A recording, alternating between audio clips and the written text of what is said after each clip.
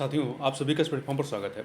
यहाँ पर हम लोग जो है आगामी बिहार पीसेस की परीक्षा के लिए बिहार स्पेशल के लिए हम लोग यूटेरिया का जो बिहार तत्व संग्रह है, इस पुस्तक को यहाँ पर हम लोग कवर कर रहे हैं। और यह पूरी पुस्तक जो है आप देखेंगे, इसका जो इंडेक्स है, विषय सूची है, इसमें इसको 11 पार्ट में कवर किया गया है, या कह सकते हैं 11 चैप्टर में कवर किया गया है। तो इसका जो पहला चैप्टर है बिहार सामान्य परिचय, उसको हम लोग कंप्लीट कर चुके हैं। आज के वीडियो में हम लोग जो बिहार का इतिहास देखेंगे, जिसमें प्राचीन बिहार, मध्यकालीन बिहार और आधुनिक बिहार।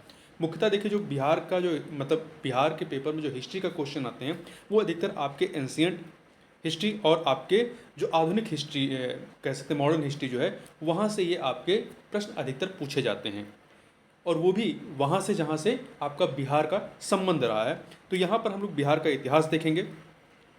तो चलिए प्रारंभ करते हैं बिहार के इतिहास को। तो देखिए यहाँ पर एक सेकंड, हाँ, सबसे पहले हम लोग प्राचीन बिहार का इतिहास देखेंगे। प्राचीन बिहार को इसमें जो कैटेगराइज किया गया है, इस प्राचीन बिहार के तहत पाषाण काल, वैदिक काल, महाजनपद काल, मौर्य एवं गुप्त वंश और बौद्ध एवं जैन धर्म, इतनी चीज़ों की चर्चा यहाँ पर करेंगे। तो सबसे पहले बात करते हैं प्राचीन बिहार के इतिहास के स्रोत क्या हैं। तो प्राचीन बिहार के इतिहास को जानने के लिए दो प्रकार के स्रोतों का उपयोग किया गया है, पुरातात्विक और साहित्यिक स्रोतों का। पुरातात्विक स्रोत में क्या है? पुरातात्विक स्रोतों के तहत पूर्व ऐतिहासिक युग के लिए, पूर्व ऐतिहासिक युग के संबंध में जानकारी के लिए आपका मुंगेर, सारण का चिराद और वैशाली का चेचर, पटना का मनेर, सारण का सोनपुर से ताम्र प्रस्तर वस्तुएं और मृदभांड प्राप्त हुए। तो कहाँ कहाँ से मिले हैं? बिहार में। तो ध्यान रखिएगा, पूर्व ऐतिहासिक युग के लिए ताम्र प्रस्तर वस्तुएं और मृदभांड कहाँ से प्राप्त हुए? तो मुंगेर, चिराद, चेचर, मनेर और सोनपुर से। वहीं मौर्यकालीन अभिलेख जो हैं, ये आपके लौरिया नंदनगढ़, लौरिया अरेराज, रामपुरवा आदि स्थानों से प्राप्त हुए हैं। वहीं बराबर की गुफाएं राजगीर, नालंदा, पाटलिपुत्र, विक्रमशिला से प्राप्त स्मारक भी जो हैं, ये पुरातात्विक स्रोतों के तहत आते हैं। इसके अतिरिक्त खुदाई से प्राप्त सिक्के, मन के जो मूर्तियां आदि प्रमुख पुरातात्विक स्रोत हैं। साहित्यिक स्रोत की बात करें तो साहित्यिक स्रोत में रामायण, महाभारत, पुराण, बौद्ध रचनाएं जैसे कि अगुंतर निकाय, दीर्घ निकाय, विनय पिटक और जैन रचनाएं जैसे कि भगवती सूत्र आदि प्रमुख साहित्यिक स्रोत हैं। वहीं इसके अतिरिक्त यात्रियों के विवरण जैसे कि मेगास्थनीज की जो इंडिका है, उससे फाहियान जो यात्री रहे हैं, चीनी यात्री, इतसिंग, हेनसांग, इनके यात्रा वृत्तांतों से भी हमें जानकारियाँ मिलती हैं।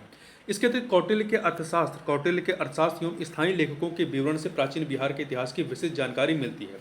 अब सबसे पहले बात करते हैं पाषाण काल की। पाषाण काल में भी सबसे पहले हम लोग बात करेंगे पूरा पाषाण काल, मध्य पाषाण काल, फिर नव पाषाण काल आएगा। तो पूरा पाषाण काल, इस काल में मानव आखेटक एवं खाद्य संग्राहक की भूमिका में था।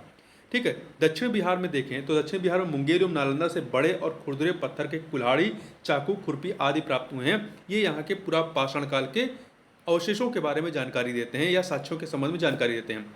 ये अवशेष लगभग 1 लाख ईसा पूर्व के हैं। तो पूरा पाषाण काल के जो अवशेष हैं, कहाँ से मिले हैं? मुंगेर और दक्षिण बिहार में मुंगेर एवं नालंदा से मिले हैं। अगला है मध्य पाषाण काल। इस काल में मानव आखेटक, खाद्य संग्राहक एवं पशुपालक था। देखिए, पहले वाले में क्या था? मानव जो था वो आखेटक एवं खाद्य संग्राहक था। यहाँ पर वो मध्य पाषाण काल आते आते वो पशुपालक भी बन जाता है। मानव द्वारा पहला पालतू पशु जो है वो कुत्ता को बनाया गया था। दक्षिण बिहार में मुंगेर से छोटे आकार के तेज धार वाले औजार प्राप्त हुए हैं। ये अवशेष लगभग 40,000 से 10,000 ईसा पूर्व के हैं। अब नव पाषाण काल की बात करें तो इस काल में मानव खाद्य उत्पादक हो गया था। ठीक है। देखिए, मध्य पाषाण काल तक क्या था? वो आखेटक, खाद्य संग्राहक और पशुपालक था। ठीक है, खाद्य का संग्राहक था परंतु उत्पादक नहीं था। परंतु जब नव पाषाण काल में आता है तो वो खाद्य उत्पादक भी हो जाता है, मतलब कृषि कार्य करने लगता है और मानव बस्तियों में निवास करने लगा था।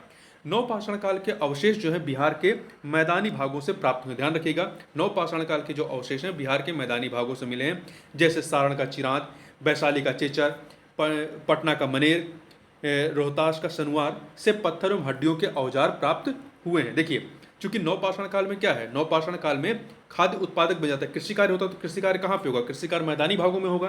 कृषि कार्य जो है आपका मैदानी भागों में होगा।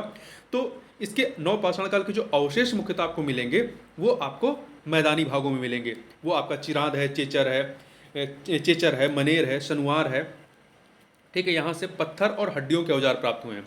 कैमूर की पहाड़ियों, नवादा और जमुई से गुफा चित्र प्राप्त हुए हैं। ये अवशेष 2500 ईसा पूर्व के हैं। वहीं ताम्र पाषाण काल की बात करें तो ताम्र पाषाण काल के जो अवशेष मिले हैं वो आपके चिराद, सोनपुर, ताराडी, चेचर, मनेर, सनुआर आदि से मिले हैं। इस काल में, ताम्रपाषाण काल में, पत्थर के औजार, ताम्रपाषाण काल मतलब कह सकते हैं जो हड़प्पा वाला टाइम पीरियड था वही। तो इस काल में पत्थर के औजार के अतिरिक्त ताम्र उपयोग के प्रमाण भी मिले हैं। ठीक है, ये अवशेष लगभग 1000 ईसा पूर्व के हैं। अब बात कर लेते हैं वैदिक काल की। तो आर्यों द्वारा स्थापित सभ्यता को वैदिक सभ्यता कहा गया, क्योंकि इस सभ्यता का इतिहास जो है वो वेदों पर आधारित है। वैदिक सभ्यता को दो भागों में बांटते हैं, एक आपका पूर्व वैदिक काल है, दूसरा है उत्तर वैदिक काल। पूर्व वैदिक काल आपका 1500 से 1000 ईसा पूर्व है, और उत्तर वैदिक काल 1000 से 600 ईसा पूर्व का है। पूर्व वैदिक काल को ही हम लोग ऋग्वैदिक काल भी कहते हैं। देखिए, पूर्व वैदिक काल या ऋग्वैदिक सभ्यता का विस्तार जो है बिहार क्षेत्र में नहीं था। तो पूर्व वैदिक काल का आपको यहाँ पे कोई साक्ष्य नहीं मिलेगा, क्योंकि इसका विस्तार यहाँ तक था ही नहीं।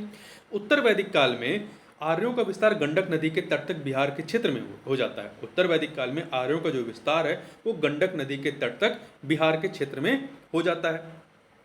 बिहार के भौगोलिक क्षेत्र की प्रथम चर्चा जो है वो सतपथ ब्राह्मण, सतपथ ब्राह्मण कब का है? लगभग 800 ईसा पूर्व की रचना है। इस सतपथ ब्राह्मण में सबसे पहले मिलती है, भौगोलिक क्षेत्र की चर्चा मिलती है। इसमें बिहार की चर्चा जो विदेह के रूप में, विदेह के रूप में की गई है, जो तिरहुत मिथिला क्षेत्र को दर्शाता है। ध्यान रखिएगा, सतपथ ब्राह्मण में बिहार का उल्लेख जो है वो विदेह के रूप में की गई है, जो तिरहुत मिथिला के क्षेत्र को दर्शाता है। ऋग्वेद में बिहार को कीकट एवं व्रात्य शब्द से संबोधित किया गया है। वराह पुराण में कीकट को अपवित्र प्रदेश कहा गया है। वराह पुराण में कीकट को अपवित्र प्रदेश कहा गया है। अब महाजनपद काल की बात करें तो 6ठी शताब्दी ईसा पूर्व में अगुंतर निकाय एवं भगवती सूत्र, अगुंतर निकाय आपकी बौद्ध रचना है, भगवती सूत्र आपकी जैन रचना है। तो अगुंतर निकाय एवं भगवती सूत्र से 16 महाजनपदों की जानकारी मिलती है। 16 महाजनपदों में जो 3 महाजनपद हैं उनका विस्तार क्षेत्र कहाँ पे था? बिहार में था। तो ध्यान रखिएगा, 16 महाजनपद में से 3 महाजनपद का विस्तार बिहार क्षेत्र में था। अब ये 3 महाजनपद ही हमारे लिए ज़्यादा महत्वपूर्ण है। अब ये 3 महाजनपद कौन है? पहला है वज्ज या लिच्छवी, ये इसका जो विस्तार रहा है वैशाली मुजफ्फरपुर क्षेत्र में रहा है। वहीं दूसरा है मगध, मगध का विस्तार पटना गया नालंदा क्षेत्र में रहा है। ठीक है, और अंग का विस्तार जो है भागलपुर मुंगेर क्षेत्र में रहा है। तो 3 महाजनपद वज्ज या लिच्छवी, मगध और अंग रहे हैं। सबसे पहले बात कर लेते हैं वज्ज संघ महाजनपद की। वज्ज संघ महाजनपद, वज्ज संघ 8 राज्यों का संघ था, 8 कुल था। ठीक है, इसमें देखिए अब ये कौन कौन से थे? वज्जी, लिच्छवी, ज्ञात्रिक, विदेह, उग्र, भोग, कुरु तथा इक्ष्वाकु।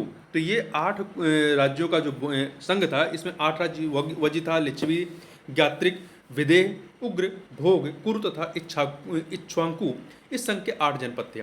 वज्जी संघ में सबसे प्रसिद्ध जो जनपद था वो था लिच्छवी। ठीक है, लिच्छवी की राजधानी क्या थी? लिच्छवी की राजधानी आपकी वैशाली थी। वैशाली नगर की स्थापना राजा विशाल ने की थी। वैशाली की स्थापना राजा विशाल ने की थी। लिच्छवी के अतिरिक्त मिथिला के विदेह तथा कुंडग्राम के ज्ञात्रिक वज्ज संघ के प्रमुख जनपद थे।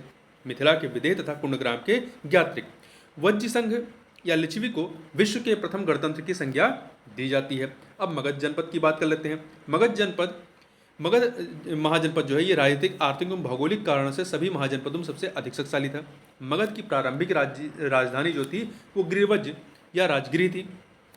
यह 5 पहाड़ियों से घिरा नगर था। मगध का विस्तार मुख्यतः पटना से गया क्षेत्र में था। ठीक है, इसका विस्तार आप देखेंगे तो मगध एवं अंग महाजनपद का वर्णन सर्वप्रथम अथर्ववेद मिलता है। ध्यान रखिएगा, मगध एवं अंग महाजनपद का वर्णन सर्वप्रथम कहाँ मिलता है? अथर्ववेद में मिलता है।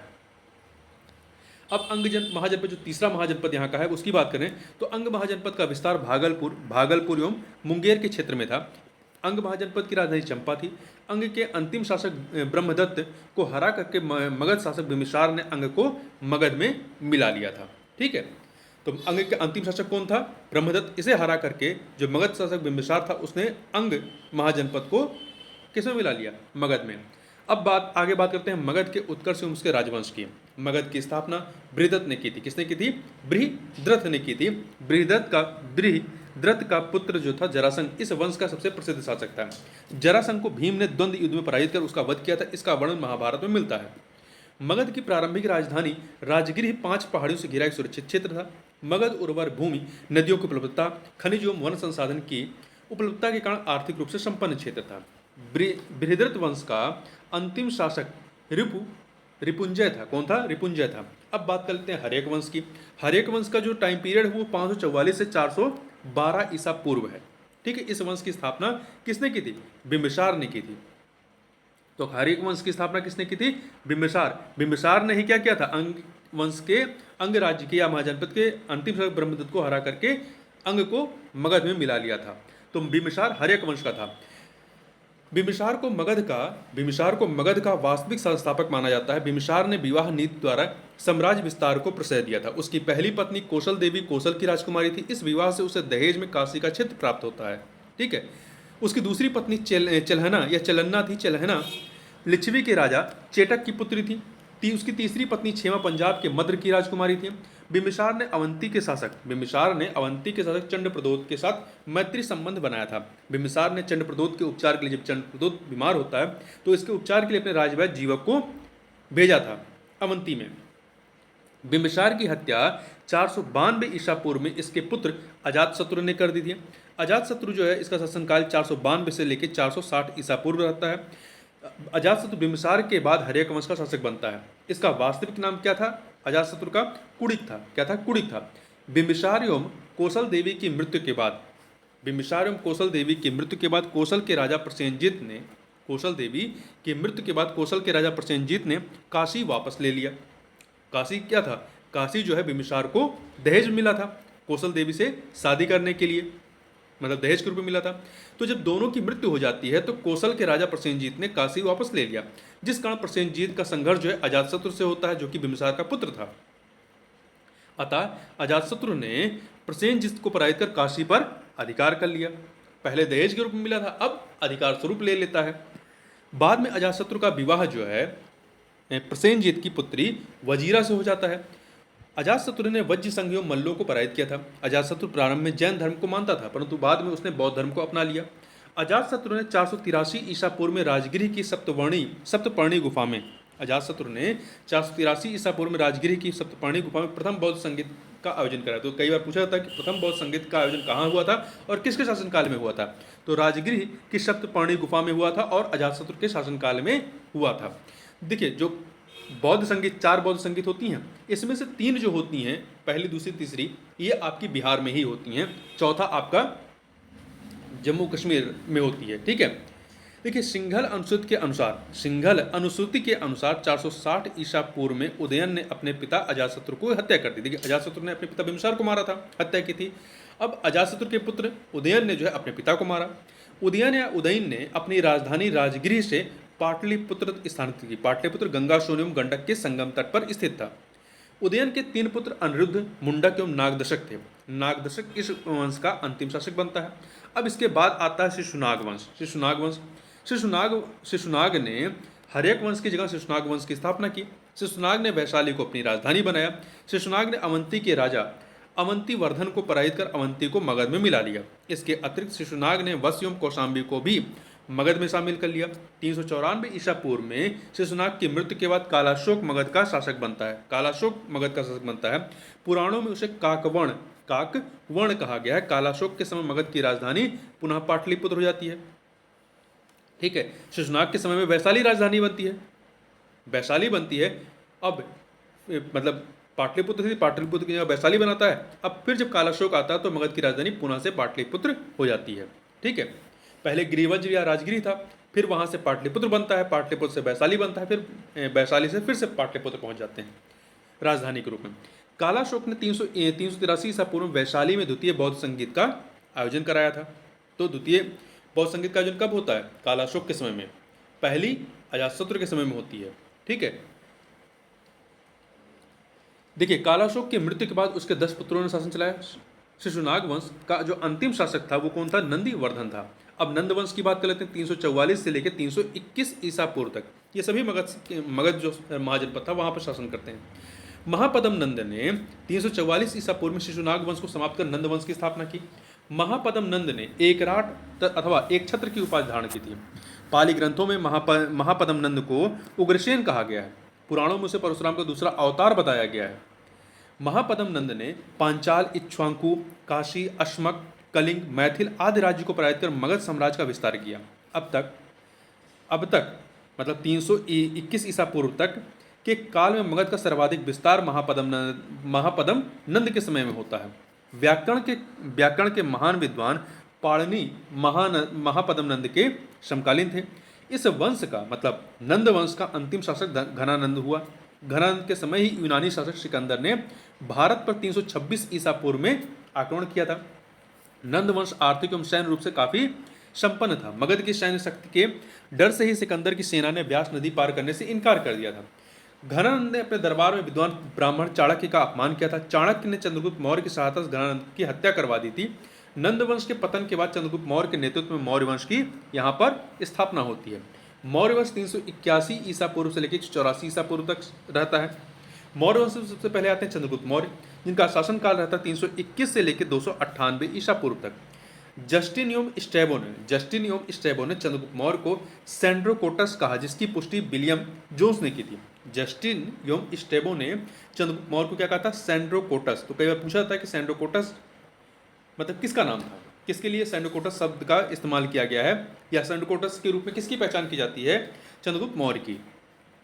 प्लूटार्क एवं एरियन ने चंद्रगुप्त मौर्य को एंड्रोकोटस के रूप में चिन्हित किया। तो सेंड्रोकोटस या एंड्रोकोटस दोनों ही चंद्रगुप्त मौर्य थे। चंद्रगुप्त मौर्य के गुरु चाणक्य अर्थात कौटिल्य थे, उनकी सहायता चंद्रगुप्त मौर्य ने 321 ईसा पूर्व में मौर्य वंश की स्थापना की थी। चंद्रगुप्त मौर्य ने 305 ईसा पूर्व में सिकंदर के उत्तराधिकारी सेलुकस निकेटर के साथ युद्ध किया। युद्ध पश्चात हुई संधि में चंद्रगुप्त को काबुल, कांधार, मकरान एवं हेरात 4 क्षेत्र मिलते हैं। काबुल, कांधार, मकरान एवं हेरात का क्षेत्र प्राप्त होता है। बदले में चंद्रगुप्त ने सेलुकस को 500 हाथी उपहार में दिए थे। ठीक है। युद्ध पश्चात चंद्रगुप्त मौर्य का विवाह जो है यूनानी राजकुमारी मतलब जो सेलुकस था उसकी बेटी हेलन कार्नेलिया से हो जाता है। सेलुकस ने चंद्रगुप्त मौर्य के दरबार में राजदूत मेगस्थनीज को भेजा। मेगस्थनीज ने ही इंडिका नामक पुस्तक की रचना की। चंद्रगुप्त मौर्य के साम्राज्य का विस्तार उत्तर में हिंदुकुश पर्वत, ईरान तक, दक्षिण में कर्नाटक तक तथा पश्चिम में सौराष्ट्र तक विस्तृत था। चंद्रगुप्त मौर्य के शासन के अंतिम वर्षों में मगध में 12 वर्षों का भीषण अकाल पड़ता है। चंद्रगुप्त मौर्य अपनी राजगद्दी त्याग कर कर्नाटक के श्रवणबेलगोला में चंद्रगिरी पर्वत पर तपस्या करने चला जाता है। चंद्रगुप्त मौर्य जैन धर्म को मानता था। 298 ईसा पूर्व में उसने जैन उपवास पद्धति संलेखना द्वारा अपने प्राण त्याग दिए। आगे बात करते हैं बिंदुसार, जो कि चंद्रगुप्त मौर्य का पुत्र था। इसका शासनकाल 298 से लेकर 272 ईसा पूर्व तक रहता है। बिंदुसार चंद्रगुप्त मौर्य का उत्तराधिकारी था। इसे जिसके उपाधि क्या थी?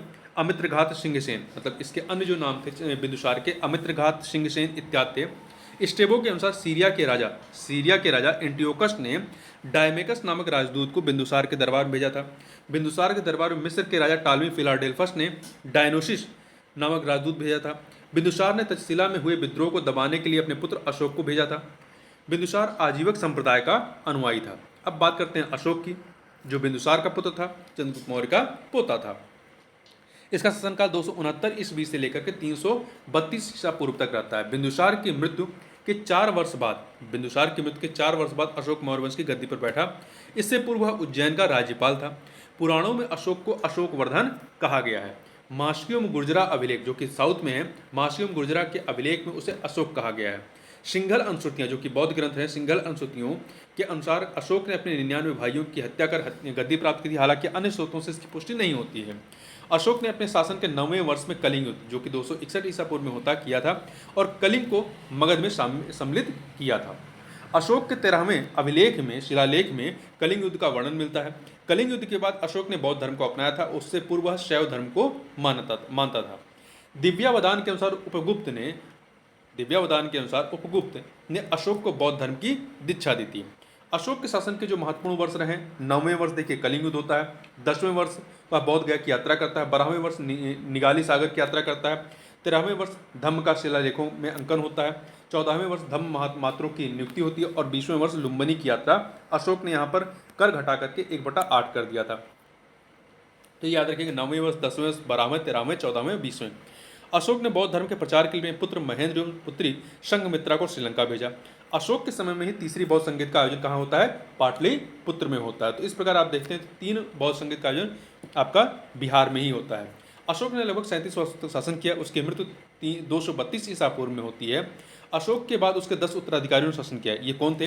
कुणाल, बंधु पालित, इंद्रपालित, दशोन, दशरथ, संप्रति,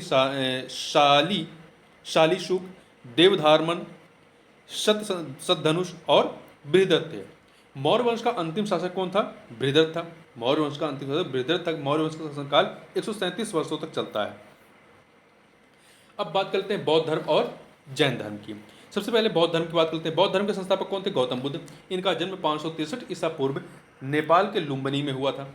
उन्हें Shakya Muni light of Asia, Shakya मुनियम लाइट ऑफ एशिया या एशिया के ज्योतिपुंज के नाम से भी जाना जाता है। इनके बचपन का नाम सिद्धार्थ था और इनके पिता का नाम शुद्धोधन और माता का नाम महामाया देवी था। इनकी सौतेली माँ या मौसी, चूंकि इनकी माँ जब मर जाती हैं तो इनका लालन पोषण जो है वो इनकी मौसी या इनकी सौतेली माँ प्रजापति गौतमी ने किया था।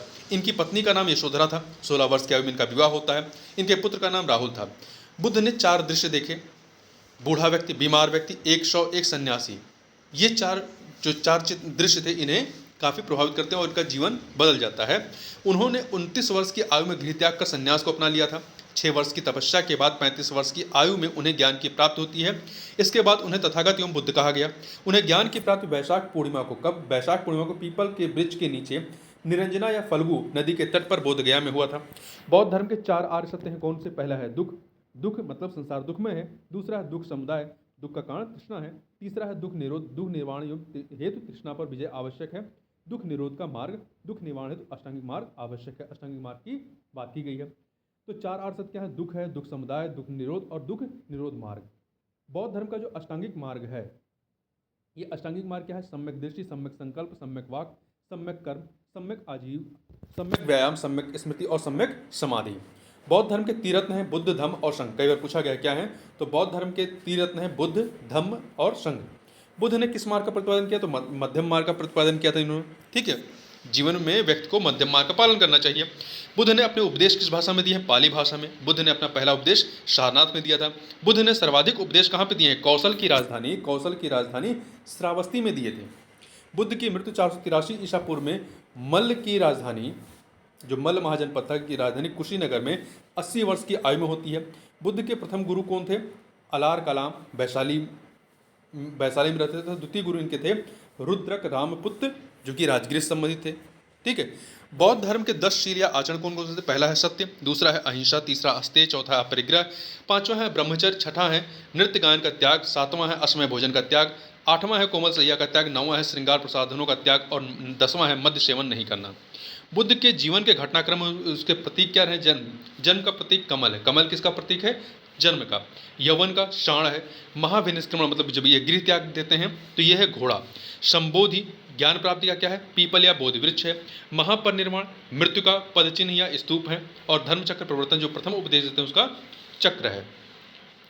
बौद्ध धर्म चौथी बौद्ध संगीत के उपरांत 2 भागों में विभाजित हो जाता है। पहला है हीनयान, दूसरा है महायान। हीनयान मतलब परिवर्तन विरोधी और महायान परिवर्तन समर्थक। ये कह सकते हैं कि हीनयान में जो है उनके प्रतीकों की पूजा एक मनुष्य के रूप में की जाती है।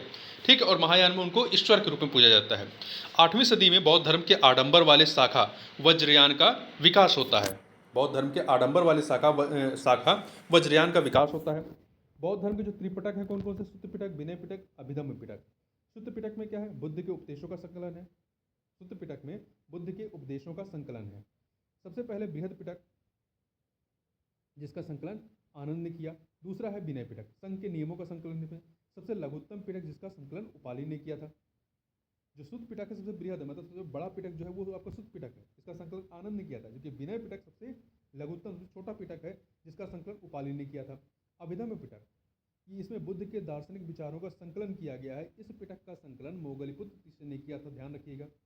सुत्त पिटक का संकलन आनंद ने, विनय पिटक का उपाली ने किया था, विनय पिटक का उपाली ने, और आपका अभिधम्म पिटक का मोगलपुत्र तीसरे ने किया था। ठीक, तो सुत्त पिटक में क्या? बुद्ध के उपदेश हैं, विनय पिटक में नियम है और अभिधम्म पिटक में इनके दार्शनिक विचारों का संकलन किया गया है। ठीक, जो 4 बौद्ध संगीत होते हैं उनके बारे में बात कर लेते हैं। पहला जो होता है 483 ईसा पूर्व में, कहाँ पे होता है? राजगिरी में। राजगिरी कहाँ है? बिहार में। शासक कौन थे? अजातशत्रु मगध के। अध्यक्ष महाकश्यप। तो इसी समय सुत्त पिटक, विनय पिटक की रचना होती है, अभिधम्म पिटक की नहीं। ठीक है, अभिधम्म पिटक बाद में आता है। द्वितीय संगीत जो है 383 ईसा पूर्व में होती है वैशाली में, कालाशोक के समय में। और अध्यक्ष कौन थे? सभाकामी। महासंगीत में स्थीवर के रूप में इसका विभाजन हो जाता है। तृतीय जो बौद्ध संगीत होती है 251 ईसा पूर्व में पाटलिपुत्र, ये भी बिहार में। किसके समय में? अशोक के समय में। इस समय अध्यक्ष कौन थे? मोगलपुत्र तीसरे थे। मोगलपुत्र तीसरे ने ही जो है अभिधम्म पिटक का संकलन किया था। ठीक है, चतुर्थ बौद्ध संगीत होती है ईसा की प्रथम शताब्दी में कश्मीर के कुंडलवन में। किसके समय में? कनिष्क कुषाण शासक कनिष्क के शासनकाल में। अध्यक्ष कौन थे? दो लोग, वसुमित्र और अश्वघोष। इसी समय कह सकते हैं बौद्ध धर्म का जो विभाजन है वो दो शाखाओं में होता है, महायान एवं हीनयान में। बौद्ध धर्म का परम लक्ष्य क्या है? निर्वाण की प्राप्ति। बुद्ध के पुनर्जन्म की कथा जातक कथा में मिलती है। देखिए, चैत्य जो है ये बौद्ध धर्म का पूजा घर होता है। जैसे मंदिर होते हैं वैसे बौद्ध धर्म में जो चैत्य होते हैं वो पूजा घर होते हैं। स्तूप बौद्ध धर्म के पवित्र अवशेषों का संग्रहण स्थल होता है। विहार बौद्ध भिक्षुओं का निवास स्थान होता है। अब जैन धर्म के बारे में बात कर लेते हैं। जैन धर्म के संस्थापक कौन थे? ऋषभदेव थे। जैन धर्म के संस्थापक ऋषभदेव थे। वे जैन धर्म के प्रथम तीर्थंकर थे। उन्हें आदिनाथ वृषभनाथ भी कहा जाता था। तो ऋषभदेव को जो है आदिनाथ, वृषभनाथ आदि भी इनके नाम थे। जैन धर्म में कुल 24 तीर्थंकर हुए। 23वें तीर्थंकर पार्श्वनाथ थे। इनका जन्म काशी में हुआ था। इनके पिता अश्वसेन काशी के राजा थे। उन्हें ज्ञान की प्राप्ति समवेद पर्वत पर होती समेद पर्वत पर होती है। उन्होंने 4 महाव्रत की शिक्षा दी थी। सत्य, अहिंसा, अस्तेय, अपरिग्रह। सत्य, अहिंसा, अस्तेय, अपरिग्रह।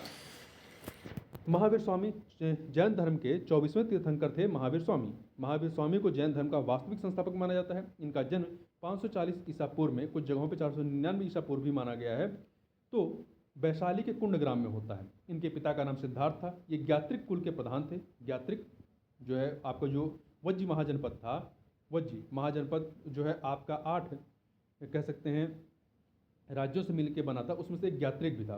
तो इनके पिता सिद्धार्थ ज्ञात्रिक कुल के प्रधान थे।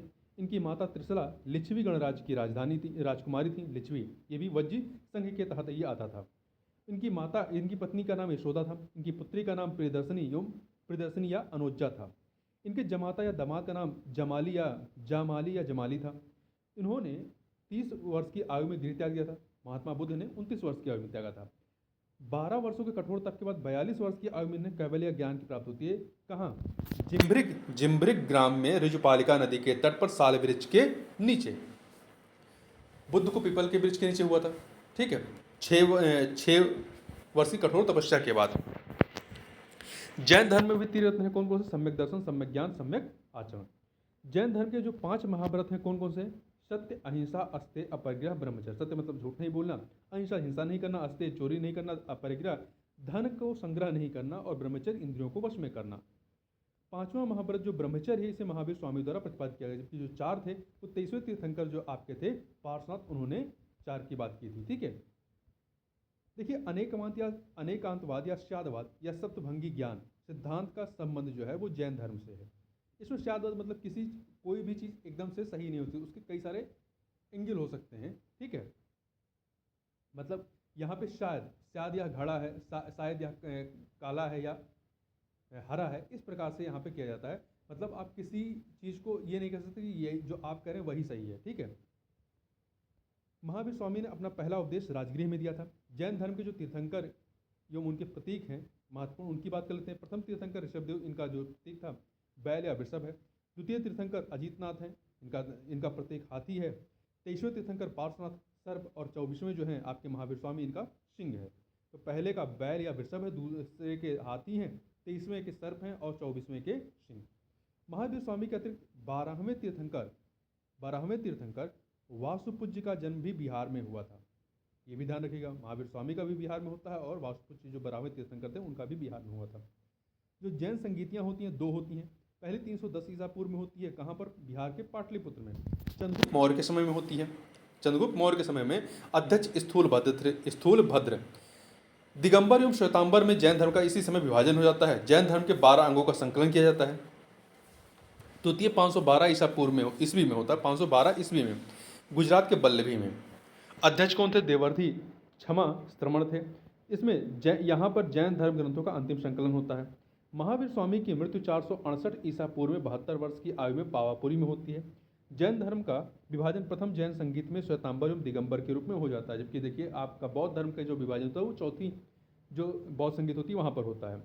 दिगंबर, ये जो था दिगंबर, भद्रबाहु ने इसका नेतृत्व किया था। इसमें परिवर्तन को स्वीकार नहीं करते हुए पूर्ण नग्नता एवं कठोरता को अपनाया गया। जो आपने जैन सन्यासी जो आपने देखे होंगे जो न्यूड रहते हैं, नग्न रहते हैं, वो दिगंबर होते हैं। श्वेतांबर जो श्वेत कपड़े पहनते हैं। श्वेतांबर का जो नेतृत्व किया था वो स्थूलभद्र ने किया था। इसमें श्वेत वस्त्र पहनने की परंपरा थी तथा दिगंबर की तुलना में कम कठोर था। इसमें परिवर्तन को स्वीकार किया गया। अब शुंग वंश की बात कर लेते हैं। मौर्य वंश के अंतिम शासक बृहद्रथ की हत्या कर पुष्यमित्र शुंग ने 185 ईस्वी में शुंग वंश की स्थापना की थी। पुष्यमित्र शुंग ब्राह्मण था, वह बृहद्रथ का सेनापति था। बृहद्रथ का सेनापति था और उसी सेनापति ने अपने राजा की हत्या की थी। पुष्यमित्र ने सेनानी की उपाधि ली थी। उसने यवनों के आक्रमण को विफल किया था। पुष्यमित्र ने 2 अश्वमेध यज्ञ करवाए थे। इसमें पुरोहित पतंजलि थे। पुष्यमित्र की मृत्यु के बाद उसका पुत्र अग्निमित्र 148 ईसा पूर्व में राजा बनता है। कालिदास के नाटक मालविकाग्निमित्रम में अग्निमित्र एवं मालविका का ही वर्णन है, मतलब इन्हीं पर यह आधारित है। इस वंश का अंतिम शासक देवभूत था। देवभूत कंडवंश की स्थापना वसुमित्र ने देवभूत की हत्या कर, मतलब शुंग वंश के अंतिम शासक देवभूत की हत्या करके की थी। वसुमित्र शुंगों के अमात्य थे, क्या थे? मंत्री थे। कंडव वंश भी ब्राह्मण वंश था, शुंग वंश भी ब्राह्मण था। इस वंश का अंतिम शासक सुशर्मा था। सातवाहन वंश के शासक शुंग ने सुशर्मा की हत्या कर कंडव वंश की स्थापना की। यहाँ ध्यान रखिएगा, मौर्य वंश के अंतिम शासक बृहद्रथ की हत्या उसके सेनापति पुष्यमित्र शुंग ने की थी और आपका मौर्य वंश का अंत होता है, शुंग वंश की स्थापना होती है। इसी प्रकार से कंडव वंश की स्थापना जो वसुमित्र ने थी वो शुंग वंश के अंतिम शासक देवभूत की हत्या करके की थी। और फिर कंडव वंश के अंतिम शासक सुशर्मा की हत्या सातवाहन वंश के संस्थापक शिमुक ने करके सातवाहन वंश की स्थापना की थी। ठीक। कुषाण वंश की बात करें तो भारत आने वाले विदेशियों में कुषाण सबसे अंतिम थे। विदेशियों के आने का जो क्रम रहा है, पहले हिंदू यूनानी आते हैं, फिर शक, फिर पहलो, फिर कुषाण आते हैं। कुषाण चीन के यूची या तोखरी जात से संबंधित थे। कुषाण वंश के संस्थापक कुजल कटफिशर थे। इस वंश का सबसे प्रमुख शासक जो है कनिष्क था। कुषाण वंश की राजधानी पुरुषपुर या पेशावर थी और दूसरी मथुरा थी। अश्वघोष जिन्होंने बुद्धचरित्र की रचना की थी को कनिष्क ने पाटलिपुत्र से विजित किया था। वहां से लेकर के अपने यहाँ आते हैं।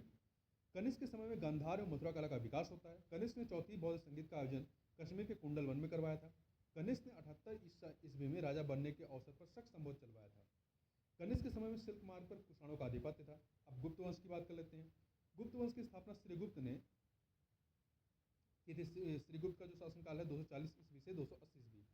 श्रीगुप्त का उत्तराधिकारी घटोत्कच गुप्त, जिसका शासनकाल 280 से 320 ईस्वी था, वह प्रथम गुप्त शासक था जिसने महाराजा की उपाधि ली थी।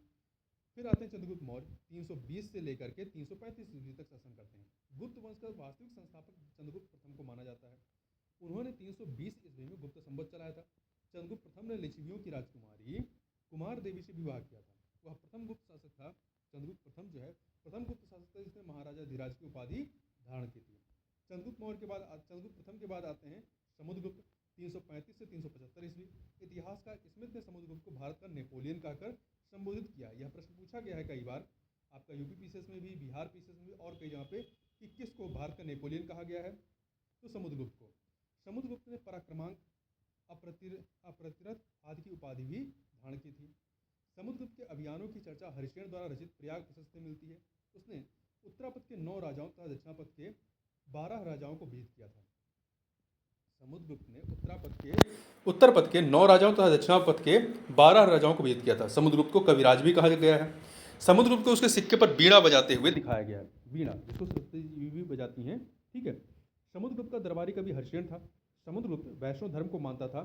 समुद्रगुप्त द्वारा अश्वमेध यज्ञ कराने के प्रमाण भी मिलते हैं। समुद्रगुप्त के बाद 375 ईसा पूर्व में रामगुप्त को राजा बनने के साक्ष्य मिलते हैं, लेकिन उसके अयोग्य होने के कारण चंद्रगुप्त द्वितीय ने उसकी हत्या कर स्वयं को राजा घोषित किया। अब समुद्रगुप्त के बाद आते हैं चंद्रगुप्त द्वितीय, 375 ईस्वी से 415 ईस्वी तक। चंद्रगुप्त द्वितीय ने शकों को पराजित कर 398 ईस्वी में विक्रमादित्य की उपाधि धारण की थी।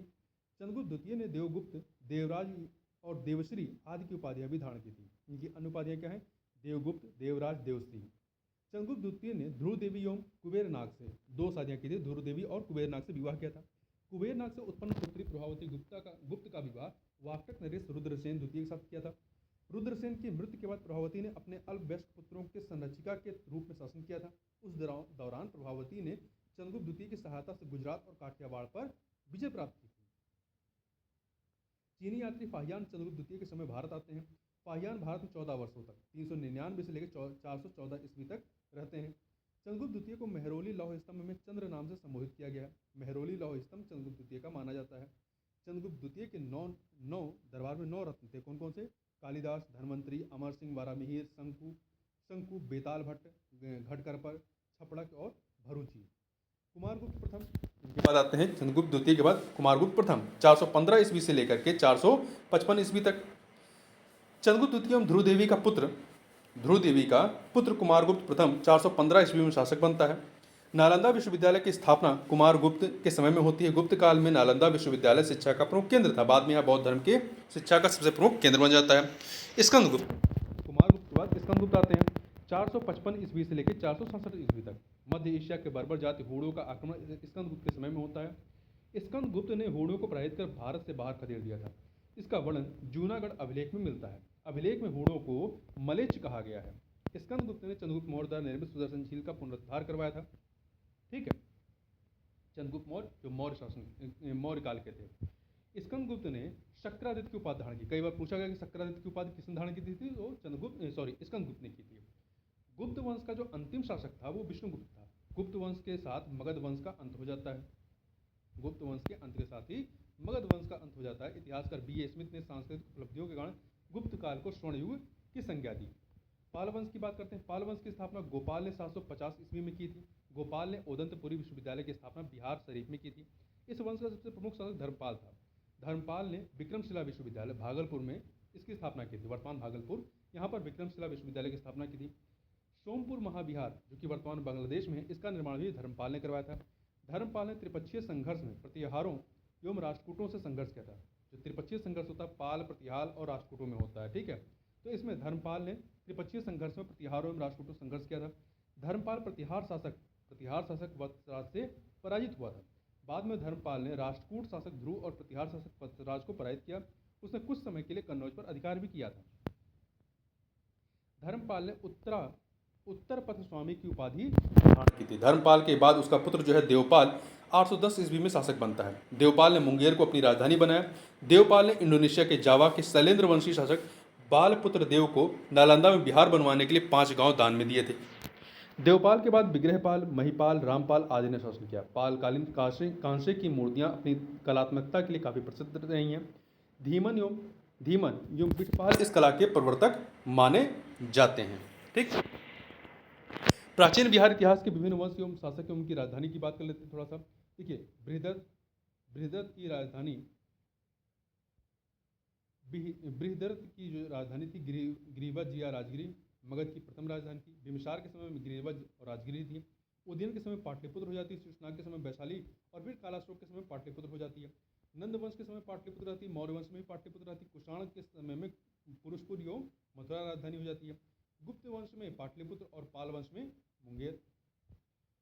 प्राचीन बिहार इतिहास के जो प्रमुख कुछ साहित्य हैं और उनके लेखक और विशेषता इसको थोड़ा सा देख लेते हैं। देखिए, अर्थशास्त्र के लेखक कौटिल्य, इसमें राज्य प्रबंधन के लिए बात की है। यह राज्य प्रबंधन के लिए प्रसिद्ध रही है। बुद्धचरित अशोक घोष की है। बौद्ध धर्म का महाकाव्य है। प्रज्ञा पारमिता नागार्जुन की रचना है। शून्यवाद का सिद्धांत दिया गया। सी.यू. की हेनसांग की यात्रा वृतांत है। भारत की यात्रा का विवरण है इसमें। इंडिका मेगास्थनीज की है। मौर्य साम्राज्य का विवरण है। मिलिंदपन्हो नागसेन की रचना है। इसमें बैक्ट्रियन शासक मिनांडर एवं नागसेन के वार्तालाप का संग्रह किया गया है। ललित विस्तार, इसमें बुद्ध की लीलाओं का वर्णन है। महावंश, इसमें श्रीलंका के राजा का वर्णन है, राजाओं का। जातक कथाएं, बुद्ध के पुनर्जन्म की कहानियां हैं। अब हम लोग मध्यकालीन बिहार के इतिहास को देख लेते हैं। मध्यकालीन बिहार के इतिहास को हम लोग कई भागों में देखेंगे। इसमें आपका यहाँ से आता है, कहाँ से? देखिए, तुर्क शासन में बिहार, स्थानीय वंश, कर्नाट वंश की बात करेंगे, सल्तनत काल में बिहार, मुगल काल में बिहार, अफगान शासन में बिहार, शेषा सूरी के समय में, और सिख धर्म के समय में बिहार। इनकी चर्चा हम लोग यहाँ पर करेंगे। तो सबसे पहले हम लोग बात करेंगे तुर्क शासन में बिहार के बारे में। तुर्क शासक बख्तियार खिलजी के समय से।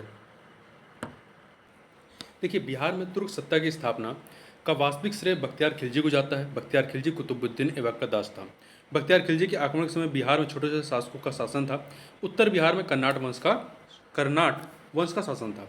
उत्तर बिहार में बख्तियार खिलजी की पहली महत्वपूर्ण सफलता ओदंतपुरी बिहार, जो बिहार शरीफ में था, इसकी विजय थी 1198 ईस्वी में। बख्तियार खिलजी ने ओदंतपुरी के साथ नालंदा एवं विक्रमशिला विश्वविद्यालय को भी नष्ट कर दिया। इन विश्वविद्यालय में उसने आग लगवा दी थी।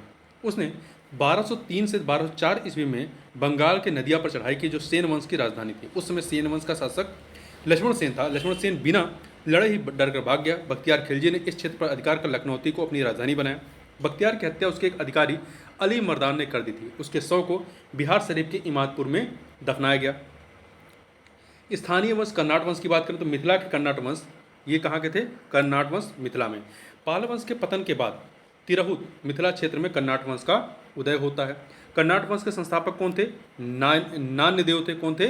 नान्य देव थे। कर्नाट वंश की राजधानी सिमरावगढ़ थी। इसकी राजधानी सिमरावगढ़ थी, जो वर्तमान में नेपाल में है। बख्तियार खिलजी के बिहार अभियान के समय कर्नाट शासक नरसिंह देव ने उसे नजराना या भेंट देकर सहयोग किया था, क्योंकि कर्नाट वंश का सेन वंश से संघर्ष चल रहा था। कर्नाट वंश पर तुर्क सेनापति तुगरिल तुगन के अभियान की चर्चा तिब्बती धर्माश्मीन ने की है। देखिए, सामान्यतः दिल्ली के सुल्तान के साथ कर्नाट वंश का संबंध नजराना में भेंट का था, परंतु गियासुद्दीन तुगलक ने अपने बंगाल अभियान, जो कि 1324-25 में करता है, के क्रम में कर्नाट क्षेत्र पर वो विजय प्राप्त कर लेता है। गियासुद्दीन के अभियान के समय कर्नाट वंश का शासक कौन था? हरसिंह देव था। हरसिंह देव 1279 से 1335 तक यहाँ शासन करता है। तो हरसिंह देव समाज सुधारक भी था। हरसिंह इस वंश का अंतिम शासक था। उसके समय पंजी प्रबंध का विकास हुआ था। सल्तनत काल में बिहार की बात कर लेते हैं। दिल्ली के सुल्तान एवं बंगाल शासकों के बीच निरंतर होने वाले संघर्ष में बिहार लंबे समय तक युद्ध का अखाड़ा बना रहा, क्योंकि बीच में पड़ता था। इल्तुतमिश दिल्ली सल्तनत का प्रथम सुल्तान था जिसने बिहार पर अभियान किया था। उसने 1225 ईस्वी में बंगाल एवं बिहार पर अधिकार कर लिया, परंतु यह अधिकार उसके उत्तराधिकारी के समय खत्म हो जाता है। तुगलक काल में बिहार पर सुल्तानों का वास्तविक नियंत्रण होता है। तुगलक काल में जाकर के बिहार पर सुल्तानों का, जो सल्तनत काल के सुल्तान थे, उनका वास्तविक नियंत्रण होता है। 1324-25 में गियासुद्दीन तुगलक ने कर्नाट क्षेत्र पर विजय प्राप्त की, जब वो बंगाल पर आक्रमण कर रहा था। फिरोज शाह तुगलक ने भी अपने बंगाल अभियान 1359 ईस्वी के समय बिहार आता है और पटना और गया से उसके अभिलेख प्राप्त होते हैं। राजगीर के जैन मंदिर के अभिलेखों में उसके द्वारा अनुदान देने के प्रमाण भी मिलते हैं। तुगलक काल में बिहार की राजधानी बिहार शरीफ थी। उस काल में बिहार शरीफ का नगर बौद्ध धर्म का प्रमुख केंद्र था। उस काल में बिहार शरीफ का नगर जो था बौद्ध धर्म का प्रमुख केंद्र था। तुगलक काल में बिहार के प्रशासकों में सबसे महत्वपूर्ण नाम मलिक इब्राहिम का था, जो मलिक बया कहलाते थे, मतलब जिसका उपनाम था मलिक बया। इनका मकबरा बिहार शरीफ में पहाड़ी पर स्थित है, मलिक इब्राहिम या मलिक बया का। 13वीं शताब्दी के मध्य में मिनहाज की रचना तबकाते नासरी में बिहार नाम का उल्लेख मिलता है। अफगान शासन के समय में बिहार की बात कर लेते हैं। सिकंदर लोदी ने 1495-96 ईस्वी में दरिया खां नुहानी को बिहार में प्रशासक या राज्यपाल नियुक्त किया था। सिकंदर लोदी ने। इब्राहिम लोदी की मृत्यु के बाद दरिया खां नुहानी का पुत्र बहार खां नुहानी ने स्वतंत्र सत्ता की घोषणा कर दी। दूसरी ओर अफगान शासक महमूद लोदी बाबर से बचने के लिए बिहार आ गया। बाबर ने 1529 ईस्वी में घाघरा के युद्ध में बिहार के इन अफगानों को पराजित कर दिया। घाघरा युद्ध के बाद शेरशाह के नेतृत्व में पुनः इन अफगानों का उदय होता है। शेरशाह सूरी के समय की बात करें तो शेरशाह सूरी का जन्म 1486 ईस्वी में हुआ था। उसके पिता का नाम हसन खां था, जो सासाराम के जागीरदार थे। शेरशाह के बचपन का नाम फरीद खां था। बहार खां नुहानी ने फरीद को शेर खां की उपाधि दी थी। ये देखिए, बहार खां नुहानी जो कि दरिया खां नुहानी का पुत्र था, जिसने यहाँ पर क्या किया था? स्वतंत्र सत्ता की घोषणा की थी। ठीक है, तो इसी के शासन काल में आपका कह सकते हैं शेरशाह के पिता कार्य करते थे, मतलब राज दरबार में। तो शेरशाह का जो नाम है, शेर खां की जो उपाधि जो दी गई थी, वो बहार खां नुहानी ने दी थी। ठीक है, शेर खां ने नुहानियों के पतन के बाद बहार खां की विधवा दद्दू बेगम से विवाह कर लिया और बिहार क्षेत्र को अपने अधीन कर लिया। शेर खां ने 1534 ईस्वी में सूरजगढ़ की लड़ाई में बंगाल को पराजित कर उस पर अधिकार कर लिया। 1539 ईस्वी में चौसा के युद्ध में हुमायूं को पराजित कर उसने शेरशाह की उपाधि धारण की। 1540 ईस्वी में कन्नौज या बिलग्राम के युद्ध में हुमायूं को पराजित कर उसने दिल्ली में सूरवंश की स्थापना की थी। 1541 ईस्वी में सूरशाह ने पटना का दुर्ग बनवाया तथा इस नगर को बिहार की राजधानी बनाया। ठीक है, पटना को। उसका वर्णन अब्दुल्लाह के तारीख़ दाऊदी में मिलता है। शेर शाह ने 1543 ईस्वी में रायसीन, 1544 में मारवाड़ विजय किया। 1545 ईस्वी में कलिंजर अभियान में गोला फटने से वह घायल हो गया और उसकी मृत्यु हो जाती है। शेर शाह ने अपने जीवन काल में ही सासाराम में इंडो इस्लामिक स्थापत्य कला पर आधारित मकबरे का निर्माण प्रारंभ करवाया था। शेर शाह की मृत्यु के बाद उसके पुत्र इस्लाम शाह ने उसे बनवाया। कृत्रिम झील के मध्य स्थित यह इमारत आकार में अष्टकोणीय है और लाल बलुआ पत्थर से निर्मित है। शेरशाह ने बिहार में रोहतास का किला भी बनवाया। शेरशाह ने जब्ती प्रणाली चलाई जिसमें भूमि की माप के आधार पर लगान निर्धारण किया जाता था। बाद में इसे अकबर ने भी अपनाया। शेरशाह का शासन सुव्यवस्थित शासन प्रणाली के लिए प्रसिद्ध था। उसने संचार व्यवस्था, डाक व्यवस्था, सैन्य व्यवस्था, राजस्व व्यवस्था में व्यापक सुधार किए। शेरशाह के बाद उसका पुत्र जलाल खां इस्लाम शाह की उपाधि के साथ गद्दी पर बैठता है। बाद में सूरवंश 3 भागों में बढ़ जाता है। 1555 ईस्वी में मच्छीवार एवं सरहिंद के युद्ध में हुमायूं ने सिकंदर सूरी को पराजित कर सूरवंश का अंत कर दिया 1555 में। अब मुगल काल में बिहार की बात कर लेते हैं। शेरशाह की मृत्यु के बाद कुछ वर्षों तक सूरवंश की सत्ता बनी रहती है, लेकिन 1555-56 ईस्वी में मुगल राज्य की पुनः स्थापना हो जाती है हुमायूं के नेतृत्व में। दिल्ली में मुगल राज्य की पुनः स्थापना के समय बिहार में ताज खां करारानी के नेतृत्व में एक अफगान राज्य का गठन हुआ। ताज खां करारानी ने अकबर के प्रति सम्मान की नीति अपनाई, लेकिन उसके पुत्र दाऊद खां करारानी ने इसका विरोध किया। अकबर ने उसे दंडित करने के लिए स्वयं आक्रमण किया। 1576 ईस्वी में उसने पटना को जीत लिया और दाऊद खां को पटना छोड़कर भागना पड़ा। दाऊद खां बिहार का अंतिम अफगान शासक सिद्ध होता है। 1580 ईस्वी में बिहार को मुगलों द्वारा एक सूबा या प्रांत का दर्जा दिया गया। अकबर द्वारा मुनीम खां को बिहार का गवर्नर बनाया गया। अकबर के समय राजा मानसिंह को बिहार का प्रांतपति 1587 से 1594 ईस्वी तक बनाया गया। मानसिंह के समय मुगल साम्राज्य बिहार में काफ़ी मजबूत हो गया। मानसिंह के समय में रोहतास को बिहार की राजधानी बनाया गया, पहले पटना थी। जहांगीर के समय छोटा नागपुर के क्षेत्र पर मुगलों का अधिकार स्थापित हो जाता है। इस क्षेत्र से मुगलों को हीरा और सोना प्राप्त होता था। छोटा नागपुर जो अब आपका झारखंड क्षेत्र में है। जहांगीर ने 1621 ईस्वी में राजकुमार परवेज को बिहार का प्रांतपति बनाया। इसके बाद यह पद केवल राजकुमारों को ही दिया जाने लगा। औरंगजेब ने अपने प्रिय पौत्र राजकुमार अजीम को 1702 ईस्वी में बिहार का प्रांतपति या सूबेदार नियुक्त किया। राजकुमार अजीम ने पटना का नाम अजीमाबाद कर उसका सौंदर्यीकरण करवाया। उत्तर मुगल काल के शासक फर्रुखशियर ने उत्तर मुगल काल औरंगजेब की मृत्यु के बाद जो शासक होते हैं, फर्रुखशियर ने 1713 ईस्वी में पटना में अपना औपचारिक राज्याभिषेक करवाया। वह पहला मुगल सम्राट था जिसका राज्याभिषेक जो है बिहार में होता है। शाह आलम द्वितीय का भी विधिवत राज्याभिषेक 1761 ईस्वी में पटना में ही हुआ था। औरंगजेब की मृत्यु जो है 1707 में होती है। के बाद कमजोर होती सत्ता में बिहार बंगाल का भाग बन जाता है। बिहार जो है वो बंगाल का भाग बन जाता है। मुर्शीद कुली खां देखिए, मुर्शीद कुली खां 1727 ईस्वी तक बिहार, बंगाल, उड़ीसा का सूबेदार रहा। उसके बाद सरफराज खान नवाब बनता है। अली वर्दीन खां ने गिरिया के युद्ध जो कि 1740 में होता है में सरफराज खां को पराजित कर बंगाल का नवाब बन जाता है। उसने मुगल सम्राट को 2 करोड़ रुपए देकर के अपने पद को स्थायी बना दिया। 1756 ईस्वी में अली वर्दी की मृत्यु के बाद बंगाल, बिहार, उड़ीसा के क्षेत्र पर उसका प्रत्यक्ष नियंत्रण रहता है मृत्यु तक। ठीक है। अब सिख धर्म की बात कर लेते हैं। सिख धर्म और बिहार। सिख धर्म के संस्थापक गुरु नानक देव थे। उन्होंने बिहार में गया, राजगीर, पटना, मुंगेर, भागलपुर आदि की यात्रा की थी। सिख धर्म के 9वें गुरु श्री तेग बहादुर भी सासाराम गया होते हुए पटना आए थे। यहाँ वे अपनी पत्नी गुजरी देवी को छोड़ गए थे जो मां बनने वाली थी। यहीं पटना में गुरु गोविंद सिंह का जन्म होता है। सिख धर्म के 10वें एवं अंतिम गुरु गोविंद सिंह का जन्म पटना में 26 दिसंबर 1666 ईस्वी को हुआ था। गुरु गोविंद सिंह 1676 ईस्वी में 10वें गुरु बनते हैं। 1676 में 10वें गुरु बनते हैं तथा 1699 ईस्वी में उन्होंने खालसा पंथ की स्थापना की थी। देखिए, तख्त श्री हरमिंदर पटना साहिब सिख धर्म का प्रमुख तीर्थ स्थल है। इसका निर्माण महाराजा रणजीत सिंह ने करवाया था। तख्त श्री हरमिंदर पटना साहिब। देखिए, अब बात कर लेते हैं आधुनिक भारत के इतिहास की। ठीक है, तो देखिए आधुनिक भारत के इतिहास में हम लोग जो है इसमें आधुनिक बिहार के बारे में क्या क्या चीज़ पढ़ेंगे। यूरोपीय कंपनियों का प्रवेश, जनजातीय विद्रोह, 1857 की क्रांति और बिहार, राष्ट्रीय आंदोलन बिहार और पृथक बिहार के गठन के संबंध में, यहाँ तक हम लोग चीज़ों की चर्चा करेंगे। यूरोपीय कंपनियों के प्रवेश की बात करें तो देखिए, बिहार में सर्वप्रथम पुर्तगाली आते हैं जो हुगली से पटना नाव द्वारा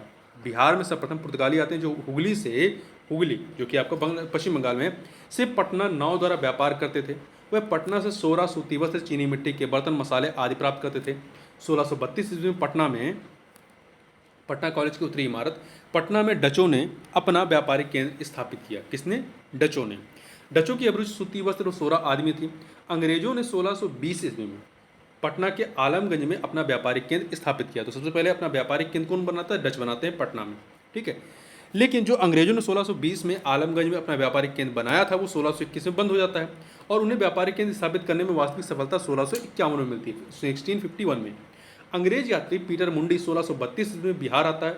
उसने यहाँ व्यापार की संभावनाएं देखी तथा डच कंपनी को व्यापार करते देखा। अंग्रेजी कंपनी की फैक्ट्री में वर्तमान में गुलजारबाग पटना स्थित गवर्नमेंट प्रिंटिंग प्रेस एवं सर्वे कार्यालय स्थित है, ठीक है। अंग्रेज कंपनी की फैक्ट्री में वर्तमान में गुलजारबाग पटना स्थित गवर्नमेंट प्रिंटिंग प्रेस एवं सर्वे कार्यालय स्थित है। डेनिस कंपनी, हाँ यहाँ ये लाइन याद रखिए, जो अंग्रेज कंपनी की जो फैक्ट्री थी उसमें वर्तमान समय में गुलजारबाग पटना स्थित जो गवर्नमेंट प्रिंटिंग प्रेस और सर्वे कार्यालय है वो यहीं पर इसी फैक्ट्री में चलती है। डेनिस कंपनी ने 1774 ईस्वी में पटना सिटी के नेपाली कोठी के समीप अपनी फैक्ट्री स्थापित की थी। मुगल शासक फर्रुखसियर जो कि 1713 से 1719 तक शासक रहता है ने 1717 ईस्वी में अंग्रेजों को भारत में कहीं भी व्यापार करने एवं सिक्के प्रयोग करने की मान्यता दी। इस घोषणा को ईस्ट इंडिया कंपनी का मैग्ना कार्टा कहा जाता है। बंगाल बिहार एवं अंग्रेज की बात कर लेते हैं। अंग्रेजी कंपनी को 1717 ईस्वी में व्यापारिक अधिकार प्राप्त हो जाता है। दूसरी ओर बंगाल के नवाब अलीवर्दी खां मुगलों से हटकर स्वतंत्र सत्ता चाह रहे थे, अतः व्यापारिक हितों के लिए संघर्ष स्वाभाविक था। 1756 में अलीवर्दी खां की मृत्यु के बाद उसका नाती सिराजुद्दौला बंगाल का नवाब बनता है। 23 जून 1757 ईस्वी को अंग्रेजों सिराजुद्दौला के मध्य प्लास्टिक की लड़ाई होती है जिसमें सिराजुद्दौला पराजित होता है। उसके बाद मीर जाफर को कठपुतली नवाब बनाया जाता है यहाँ पर बंगाल का। 1760 में मीर जाफर की जगह उसके दामाद मीर कासिम को नवाब बनाया गया। मीर कासिम ने अंग्रेजों के हस्तक्षेप को कम करने के उद्देश्य अपनी राजधानी मुंगेर स्थानांतरित की। मुंगेर आपका बिहार में है। स्थानीय व्यापारियों पर से करों को समाप्त कर दिया। इससे ब्रिटिश व्यापारियों को परेशानी होने लगी। अंग्रेजों ने 1763 ईस्वी में मीर कासिम को हटाकर पुनः मीर जाफर को नवाब बना दिया, ठीक है। इसके ससुर को 1763 ईस्वी में मीर कासिम भागकर पटना आ गया। पटना में उसने अंग्रेजी फैक्ट्री पर अधिकार कर लिया मीर कासिम ने, ठीक है। जब मीर जाफर को नवाब बनाया जाता है तो मीर कासिम क्या करता है? 1763 में पटना आ जाता है। पटना में उसने अंग्रेज फैक्ट्री पर अधिकार कर लिया। इसके बाद अवध के नवाब शुजाउद्दौला जो मुगल बादशाह शाह आलम द्वितीय से मिलता है। तीनों की संयुक्त सेना एवं अंग्रेजों का नेतृत्व कौन कर रहे थे? हेक्टर मुनरो कर रहे थे। के बीच 22 अक्टूबर 1764 ईस्वी को बक्सर का युद्ध होता है। इस युद्ध में संयुक्त सेना की हार होती है, मतलब अवध के नवाब शुजाउद्दौला, मुगल बादशाह शाह आलम और बंगाल का जो पूर्व नवाब था मीर कासिम। 12 अगस्त 1765 ईस्वी को इलाहाबाद की प्रथम संधि के तहत मुगल सम्राट शाह आलम द्वितीय को 26 लाख रुपए वार्षिक के बदले ईस्ट इंडिया कंपनी को बिहार, बंगाल और उड़ीसा का दीवानी अधिकार देना पड़ा, लगान वसूली का। 1766 ईस्वी में पटना स्थित अंग्रेज फैक्ट्री के मुख्य अधिकारी मिडल्टन को राजा धीरज नारायण और राजा सिताब राय के साथ एक प्रशासनिक मंडली का सदस्य बनाया गया। 1767 ईस्वी में धीरज नारायण को हटाकर सिताब राय को कंपनी द्वारा नायब दीवान बनाया गया। 1770 ईस्वी में बंगाल बिहार के क्षेत्र में भीषण अकाल पड़ता है। पटना, भागलपुर, दरभंगा, पूर्णिया में अकाल का प्रकोप भयंकर था। पूर्णिया आपका पश्चिम बंगाल की सीमा पर है। 1763 ईस्वी में बिहार में पुनः अकाल पड़ता है। 1770 पड़ता है, फिर 1783 में पड़ता है। जांच अधिकारी जॉन शोर ने एक अन्नागार के निर्माण का सुझाव दिया था। उसके सुझाव पर 1784 ईस्वी में पटना में ब्रिटिश इंजीनियर जॉन गास्टन द्वारा गोलघर का निर्माण करवाया गया था। अब जनजातीय विद्रोह की बात कर लेते हैं। जनजातीय क्षेत्रों में अंग्रेजों के बढ़ते राजनीतिक, आर्थिक एवं धार्मिक हस्तक्षेप के कारण कई जनजातीय विद्रोह हुए। बिहार के प्रमुख जनजातीय विद्रोह कौन कौन से हैं उनको देख लेते हैं। तो पहला है तमाड़ विद्रोह। 1789 से 94 छोटा नागपुर क्षेत्र में। चेरो विद्रोह 1800 से 1802 ईस्वी पलामू में भूषण सिंह नेतृत्व करता थे। हो विद्रोह 1820 से 21 सिंहभूम में। कोर विद्रोह 1831-32 छोटा नागपुर बुद्धो भगत नेतृत्व करता थे। संथाल विद्रोह 1855-56 संथाल परगना में। इसके नेतृत्वकर्ता में सिंधु, कान्हू, चांद, भैरव इत्यादि थे। सरदारी विद्रोह 1858 से 95 छोटा नागपुर और सिंहभूम में। मुंडा विद्रोह 1895 से 1900 छोटा नागपुर के क्षेत्र में। बिरसा मुंडा इसके नेतृत्व करता थे। ताना भगत विद्रोह 1913 से 14 गुमला में। जतरा भगत इसके नेतृत्व करता थे। हम लोग बात कर लेते हैं संथाल विद्रोह की। 1855-56 में ये होता है। 1857 को जो विद्रोह होता है उससे मतलब पहले होता है ये, ठीक है, तुरंत पहले का ये विद्रोह था। 1857 ईस्वी की क्रांति से तुरंत पहले यह विद्रोह भागलपुर से राजमहल तक के क्षेत्र में होता है, जिसे दामन एक कोह के नाम से जाना जाता है। यह जनजातीय शोषण के विरुद्ध प्रथम सशक्त जनजातीय विद्रोह था। इस विद्रोह का कारण बाहरी लोगों, जिन्हें ये लोग दीगू कहते थे, दीगुओं द्वारा शोषण, माझी व्यवस्था एवं पराहा पंचायत व्यवस्था में परिवर्तन इत्यादि थे। इस विद्रोह का नेतृत्व सीधू, कान्हू, चांद एवं भैरव ने किया था। यह विद्रोह असफल रहा, लेकिन इसके परिणाम स्वरूप संथाल परगना काश्तकारी अधिनियम 1869 संथाल परगना में माझी व्यवस्था को मान्यता दी गई। मतलब ये अधिनियम आता है, फिर संथाल परगना और माझी व्यवस्था को मान्यता भी दी गई। मुंडा विद्रोह की बात करते हैं 1895 से लेकर 1900। यह जनजातीय विद्रोह में सबसे सशक्त जनजातीय विद्रोह था। विद्रोह की व्यापकता के कारण इसे उल गुलान विद्रोह के रूप में भी जाना जाता है। इस विद्रोह का कारण दीकुओं द्वारा शोषण, खूंट कटी व्यवस्था में परिवर्तन तथा धार्मिक मामलों में हस्तक्षेप आदि था। इस विद्रोह का नेतृत्व बिरसा मुंडा ने किया था। उन्होंने आनंद पांडे से वैष्णव धर्म की दीक्षा ली थी, प्राप्त की थी। उन्होंने स्वयं को सिंह बोंगा का अवतार बताया। उन्होंने आचरण शुद्धता, आत्मशुद्धि एवं एकस्वरवाद का उपदेश दिया। इस विद्रोह का तीव्र रूप 1899 ईस्वी में रहा, जब कई स्थानों पर अंग्रेजों को हराया गया। 3 फरवरी 1900 को बिरसा मुंडा को गिरफ्तार कर लिया गया। 9 जून 1900 को हैजा के कारण उनकी मृत्यु हो जाती है। बिहार के विद्रोह के परिणाम स्वरूप खूंट कट्टी व्यवस्था पुनः लागू की गई। छोटा नागपुर काश्तकारी अधिनियम 1908 पारित होता है। ठीक है, छोटा नागपुर अधिनियम पारित होता है। इससे पहले संथाल विद्रोह वाले में संथाल परगना काश्तकारी अधिनियम 1869 पारित हुआ था। ठीक है, 1857 ईस्वी के क्रांति के बाद के पूर्व बिहार में हुए जो विद्रोह या आंदोलन थे उनकी बात कर लेते हैं। यहाँ पर हम लोग सबसे पहले बात करते हैं वहाबी आंदोलन की। वहाबी आंदोलन के प्रवर्तक अब्दुल अल बहाब थे। उन्होंने अरब क्षेत्र में इसको प्रारंभ किया था। भारत में इसको सैयद अहमद रायबरेली से इन्होंने इसका नेतृत्व प्रदान किया था। प्रारंभ में इस विद्रोह का उद्देश्य धार्मिक सुधार था, परंतु बाद में राजनीतिक सुधार एवं आंदोलन के रूप में ये बदल जाता है। भारत में इस विद्रोह के 2 केंद्र थे। पहला केंद्र था आपका पश्चिमोत्तर सीमा पर सितना और दूसरा केंद्र था पटना। पटना केंद्र से धन एवं स्वयं सेवकों को सितना भेजा जाता था। सैयद अहमद बरेलवी ने पटना में अपने 4 प्रतिनिधि चुने थे: इनायत अली, बिलायत अली, फरहत अली और मोहम्मद हुसैन। बंगाल का फराजी आंदोलन बहाबी आंदोलन से ही प्रेरित था। बहाबी आंदोलन के दमन के लिए 1863 ईस्वी में अम्बाला तथा 1865 ईस्वी में पटना अभियान चलाया गया। वहाबी नेताओं को कारावास तथा मृत्युदंड की सजा दी गई। अंतर आंदोलन को दबा दिया गया। नोनिया विद्रोह 1770 से 1800 ईस्वी में होता है। बिहार के शोरा उत्पादक वर्ग नोनिया द्वारा यह विद्रोह किया गया था। शोरा का उपयोग बारूद बनाने में किया जाता था। बिहार में शोरा उत्पादन मुजफ्फरपुर, सारण, हाजीपुर, पूर्णिया आदि क्षेत्रों में होता था। बिचौलिए कच्चा शोरा ब्रिटिश कारखाने को दे देते थे, तब मुनाफा स्वयं रख लेते थे। परिणाम स्वरूप नोनिया समुदाय ने गुप्त रूप से शोरा बेचना शुरू कर दिया। अंग्रेजों ने इस पर रोक लगाई, जिसके विरोध में नोनिया समुदाय ने विद्रोह कर दिया। अंततः अंग्रेजों द्वारा विद्रोह को दबा दिया गया। फिर आपका था लोटा विद्रोह 1856 ईस्वी में। यह विद्रोह मुजफ्फरपुर जेल के कैदियों द्वारा किया गया था। जेल में कैदियों को पहले पीतल का लोटा दिया जाता था, बाद में सरकार ने मिट्टी का लोटा देने का निर्णय लिया। कैदियों ने इसका कड़ा विरोध किया और 1856 ईस्वी में विद्रोह कर दिया। परिणाम स्वरूप अंग्रेजी सरकार को पुनः कैदियों को पीतल का लोटा देना पड़ा। 1857 की क्रांति और बिहार की बात कर लेते हैं। बिहार में 1857 की क्रांति 12 जून 1857 को देवघर जिले के रोहड़ी गांव में 32वीं इन्फेंट्री रेजिमेंट के सैनिकों के विद्रोह से होता है। इस विद्रोह में लेफ्टिनेंट नॉर्मन लेस्ली और सर्जन डॉक्टर ग्रांट मारे गए। रोहिणी के विद्रोह को मेजर मैकडोनाल्ड द्वारा दबा दिया गया। विद्रोही सैनिकों को फांसी दे दी गई। पटना में विद्रोह का नेतृत्व 3 जुलाई को पटना सिटी के पुस्तक विक्रेता पीर अली ने किया। विद्रोह में अफीम एजेंट डॉक्टर आर लायल मारा गया, परंतु कमिश्नर टेलर ने विद्रोह को दबा दिया। पीर अली सहित 17 व्यक्तियों को फांसी दी गई। 25 जुलाई 1857 को मुजफ्फरपुर में असंतुष्ट सैनिकों ने कुछ अंग्रेज अधिकारियों की हत्या कर दी। उस दिन दानापुर में 3 रेजिमेंटों के सैनिकों ने भी विद्रोह कर दिया। सैनिकों ने शाहाबाद जिले में प्रवेश कर जगदीशपुर के जमींदार बाबू कुंवर सिंह से मिलकर विद्रोह को प्रारंभ किया। 30 जुलाई को सरकार ने तत्कालीन सारण, तिरहुत, चंपारण और पटना जिलों में सैनिक शासन लागू कर दिया। विद्रोही सैनिकों के एक झुंड ने भागलपुर तक गया पहुंचकर जेल में 400 कैदियों को मुक्त करा लिया। उन्होंने टिकारी राज पर हमला कर 10,000 रुपये लूट लिए। जगदीशपुर के जमींदार बाबू कुंवर सिंह ने बिहार में हुए 1857 की क्रांति को नेतृत्व प्रदान किया। उन्हें कमिश्नर टेलर ने पटना में भेंट के लिए निमंत्रण दिया, मगर मौलवी अहमदुल्ला के साथ हुए विश्वासघात को समझते हुए उन्होंने 4,000 सैनिकों के साथ विद्रोह प्रारंभ कर दिया। उन्होंने जगदीशपुर में बंदूकें एवं गोला बारूद बनाने का कारखाना स्थापित किया था। 27 जुलाई 1857 को आरा पर अधिकार कर लिया। आरा में हुए संघर्ष में कैप्टन डनवर मारा गया, लेकिन कुंवर सिंह को आरा छोड़ना पड़ा। वे रीवा और बांदा के रास्ते लखनऊ पहुंचे। उन्हें अवध के शाह ने आजमगढ़ जिला का फरमान दिया। देखिए, दिसंबर 1857 में कुंवर सिंह ने नाना साहब के साथ मिलकर कानपुर में अंग्रेजों से युद्ध किया। उन्होंने आजमगढ़ में भी अंग्रेजों को पराजित किया।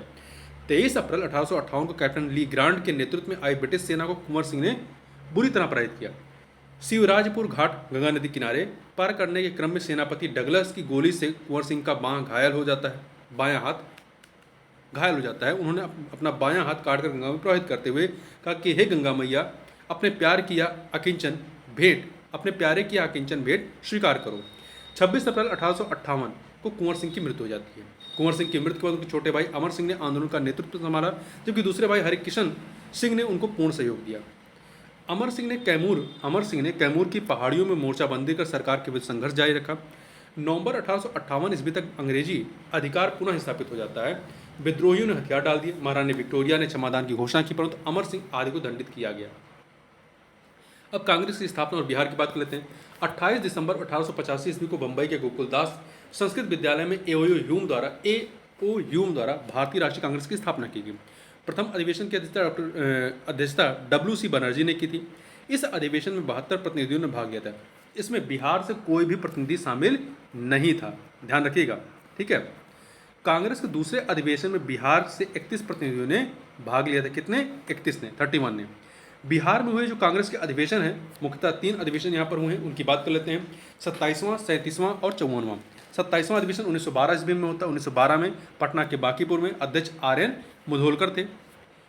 37वां 1922 में होता है गया में, चित्तरंजन दास थे।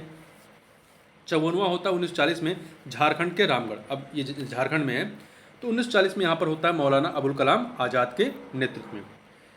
अब बात करते हैं बंगभंग या स्वदेशी आंदोलन और बिहार की।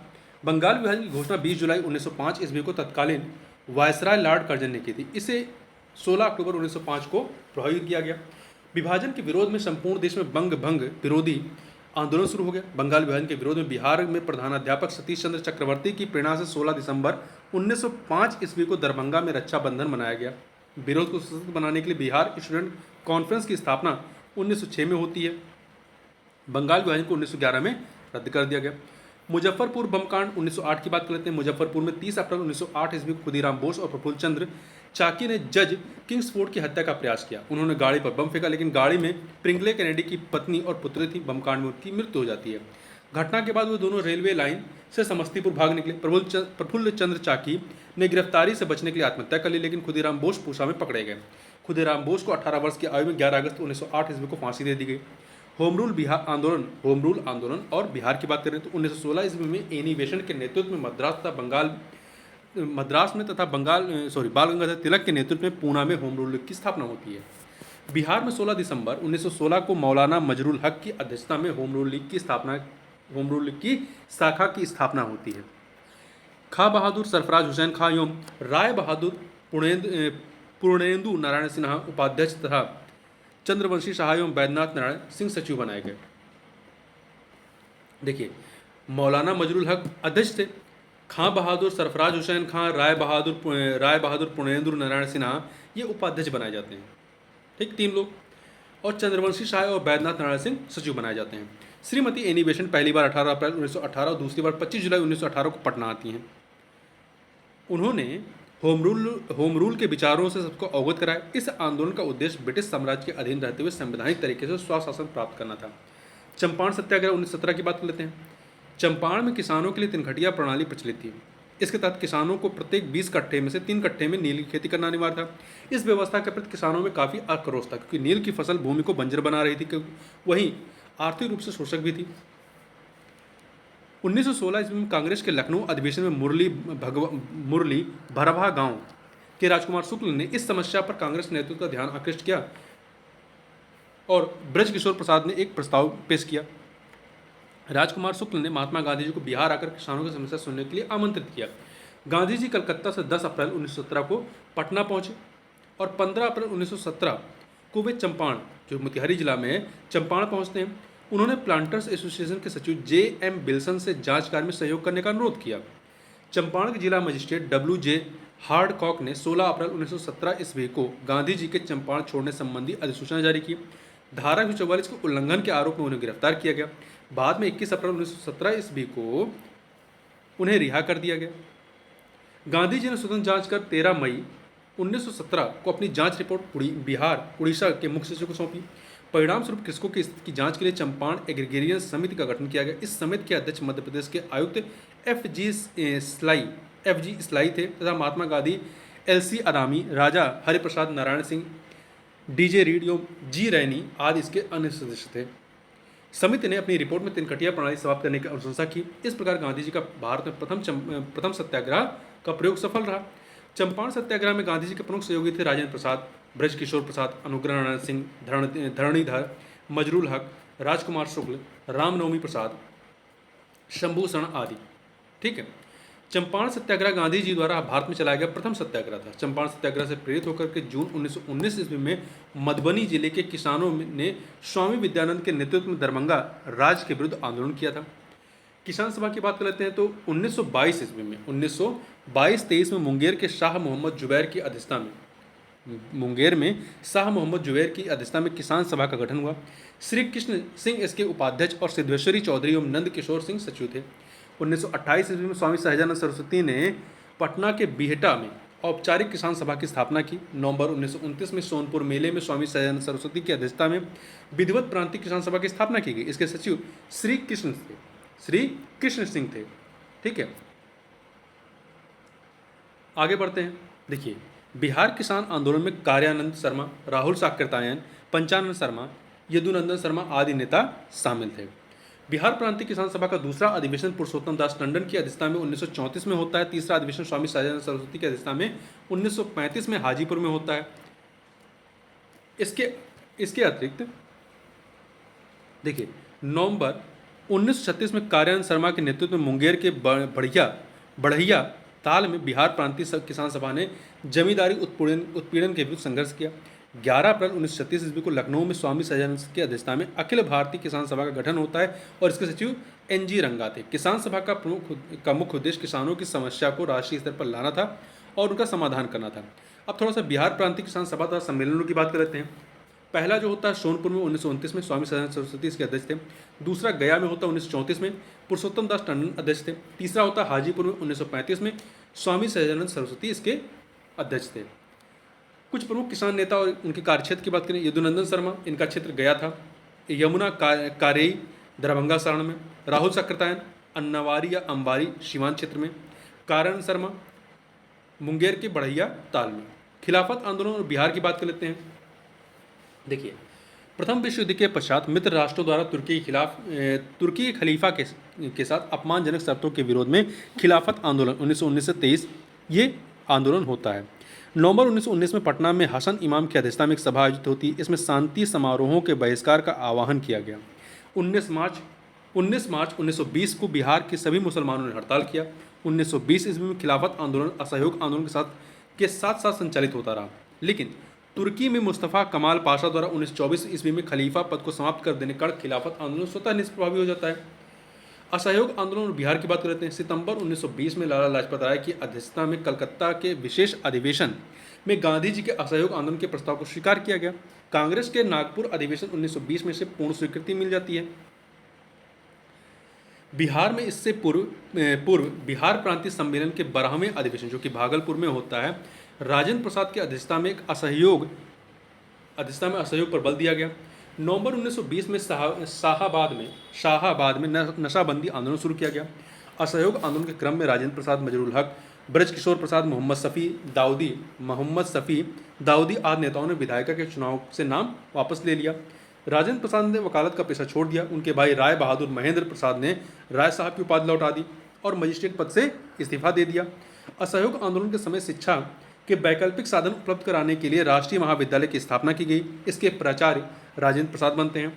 राष्ट्रीय महाविद्यालय के प्रांगण में बिहार विद्यापीठ का उद्घाटन 6 फरवरी 1921 को गांधी जी द्वारा किया गया। मजरूल हक इसके कुलाधिपति और ब्रज किशोर प्रसाद जो हैं कुलपति बनते हैं। असहयोग आंदोलन के दौरान मजरूल हक ने दीघा के पास दीघा के पास मित्र खैरू मियाँ से दान प्राप्त भूमि पर सदाकत आश्रम की स्थापना की। सदाकत आश्रम 30 सितंबर 1921 को मजरूल हक ने सदाकत आश्रम से दी मदरलैंड नामक एक अखबार निकालना प्रारंभ किया, जिसने राष्ट्रीय भावना का प्रचार प्रसार किया। 22 दिसंबर 1921 को युवराज प्रिंस ऑफ वेल्स का पटना आगमन होता। उस दिन पटना शहर में हड़ताल आयोजित की गई। 5 फरवरी 1922 को चौरी चौरा घटना के बाद गांधी जी द्वारा 12 फरवरी 1922 को असहयोग आंदोलन स्थगित कर दिया गया। ब्रिटिश सरकार से असहयोग के लिए मौलाना सज्जाद द्वारा इमारत शरिया संस्था का गठन फुलवारी में किया गया था। देखिए, ब्रिटिश सरकार से असहयोग के लिए मौलाना सज्जाद द्वारा इमारत शरिया संस्था का गठन फुलवारी में किया गया था। अब कुछ राष्ट्रीय आंदोलन और बिहार की बात कर लेते हैं। स्वराज पार्टी और बिहार कांग्रेस का 37वां अधिवेशन 1922 में बिहार के गया में हुआ। इसके अध्यक्ष देशबंधु चित्तरंजन दास थे। इस अधिवेशन में कांग्रेस द्वारा विधायिका में भाग लेने के बहिष्कार का निर्णय लिया गया था। चित्तरंजन दास मोतीलाल नेहरू आदि विधायकों में प्रवेश के पक्ष में थे। उन्होंने मिलकर 1923 में स्वराज पार्टी का गठन किया। बिहार में फरवरी 1923 में स्वराज पार्टी का गठन होता है। श्री कृष्ण सिंह इसके प्रमुख नेता थे। बिहार में स्वराज पार्टी के प्रथम अध्यक्ष श्री नारायण प्रसाद और सचिव अब्दुल बारी थे। महत्वपूर्ण याद रखिएगा। साइमन कमीशन और बिहार की बात करें, साइमन कमीशन में एक भी भारत से नहीं होने के कारण भारत में इसके आगमन पर विरोध का निर्णय लिया गया। 1928 ईस्वी में साइमन कमीशन का भारत में आगमन होता है। यह आयोग भारत में मॉन्टेग्यू चेम्सफोर्ड सुधारों 1919 ईस्वी की जांच के उद्देश्य से आया था। राष्ट्रीय स्तर पर लाला लाजपत राय के नेतृत्व में विरोध प्रदर्शन किया गया। बिहार में साइमन कमीशन 12 दिसंबर 1928 को पटना आता है। 12 दिसंबर 1928 को अनुग्रह नारायण सिंह के नेतृत्व में बिहार के नौजवानों ने विद्रोह प्रदर्शन किया। बिहार सोशलिस्ट पार्टी की बात करें, 1931 में गंगा शरण सिन्हा, रामानंद मिश्रा, रामवृक्ष बेनीपुरी आदि ने बिहार सोशलिस्ट पार्टी नामक संगठन स्थापित किया। 1934 ईस्वी में पटना के अंजुमन इस्लामिया हॉल में बिहार सोशलिस्ट पार्टी की औपचारिक स्थापना होती है। इसके अध्यक्ष आचार्य श्री नरेंद्र देव और सचिव जयप्रकाश नारायण थे।